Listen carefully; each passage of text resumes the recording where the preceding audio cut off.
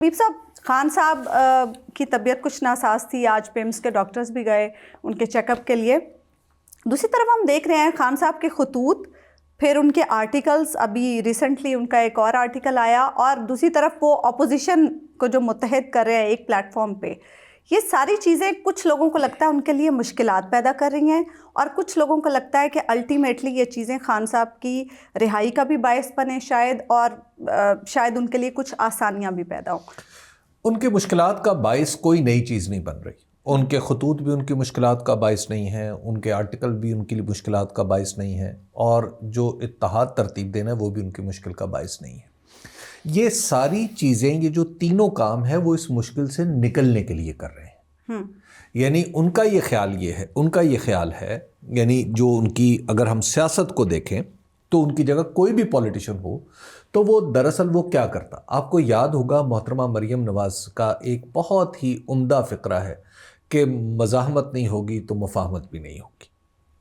تو لہٰذا ہماری جو پاکستان کی تاریخ ہے، اس میں جب مزاحمت کی جاتی ہے تو آخر کار وہ مفاہمت پہ منتج ہوتی ہے. خواہ وہ محترمہ بے نظیر بھٹو کی مزاحمت تھی، آخر کار مفاہمت پہ منتج ہوئی.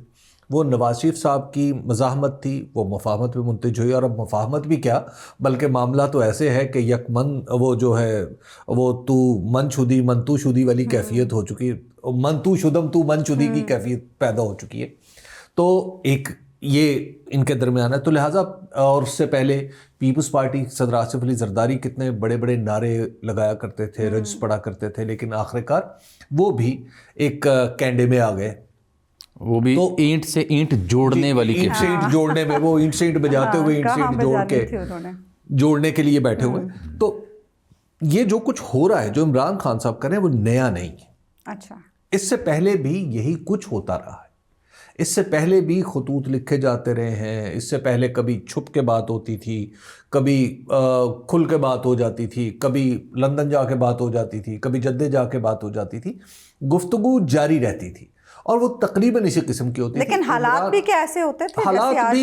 حالات عمران خان صاحب کے لیے زیادہ ٹف ہو گئے، یہ بات تو طے ہے. اس کی وجہ یہ ہے کہ عمران خان صاحب خود اس سین سے باہر نہیں ہونا چاہ رہے.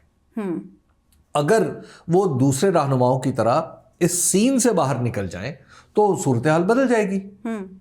مطلب نواز شریف صاحب کے لیے آسان، نواز شریف صاحب نے اس پورے منظر سے غائب ہونا گوارا کر لیا، وہ سعودی عرب چلے گئے، دوسری بار لندن چلے گئے. محترمہ بے نظیر بھٹو نے گوارا کر لیا، خود جناب آصف علی زرداری صاحب نے گوارا کیا. یہ ساری چیزیں ہوتی رہیں. یہ تو آغاز ہوتا ہے نا. تو اب مسئلہ یہ تو آغاز ہوتا ہے. اس کے بعد پھر آپ دیکھتے ہیں کہ سیاست دوسرا رخ اختیار کر لیتی ہے.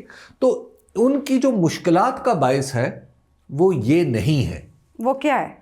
ان کی مشکلات کا باعث ان کے اور پاکستان کی جو پاور سٹرکچر کے اندر وہ جو اپنی جگہ کلیم کرنا چاہ رہے ہیں، اور پاکستان کے پاور سٹرکچر کے جو پہلے کے سٹیک ہولڈرز ہیں، ان کے اور ان کے درمیان ایک اختلاف کی کیفیت موجود ہے.